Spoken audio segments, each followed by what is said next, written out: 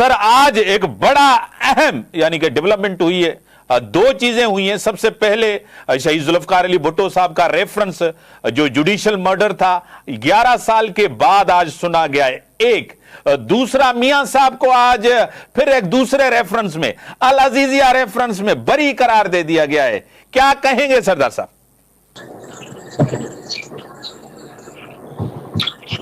जी सरदार साहब। मीर साहब, आपकी आवाज जरा फट रही है, अगर टेलीफोन लाइन ठीक हो सकती है तो मेहरबानी। सर दो बड़े आज अहम डेवलपमेंट्स हैं कोर्ट की। एक तो शहीद जुल्फकार अली भुट्टो का रेफरेंस 11 साल के बाद सुना जा रहा है। दूसरा, मियां साहब को आज रिलीफ मिला है, अल अजीजिया रेफरेंस में बरी करार दे दिया गया है।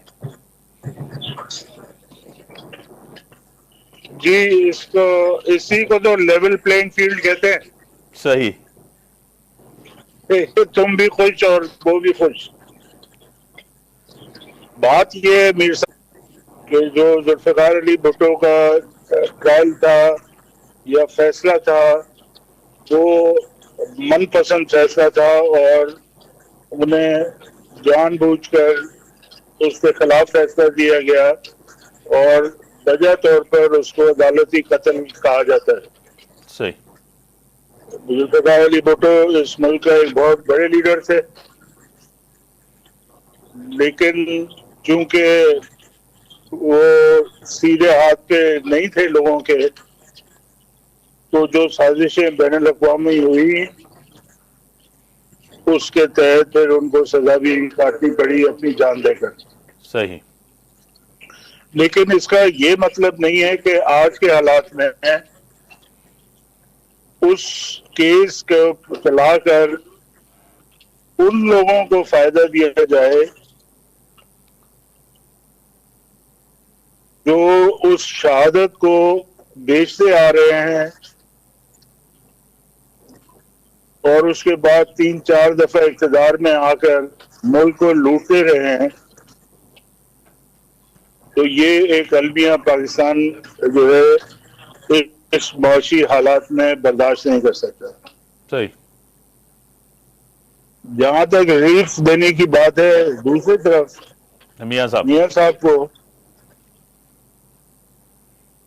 तो जाहिर है कि अब वो आए हैं तो रिलीफ का वादा होगा, जब ही तो आए हैं वो। और अगर अब उनको पॉपुलर सपोर्ट उन्होंने साबित नहीं की, मैं एक छोटा सा सियासी कारकुन हूँ, 20 साल मैंने अपनी जवानी उनको दी है नून लीग को, तो लेकिन मेरा ये ख्याल है कि फिर अगर उनको मसरत पे ना बिठाया गया तो फिर वो ये कहेंगे कि मुझे क्यों बुलाया। हाँ जी, तो ये मदारी का खेल बन गया है सियासत। गरीब आदमी इस मुल्क में, उसके लिए कोई इंसाफ नहीं है। गरीब आदमी के लिए जो है वो अदालतें तो फाल जगह नहीं है, वो सारी जिंदगी एरिया रगड़ रगड़ के इंसाफ की तमन्ना लेकर मर जाता है। तो अब इस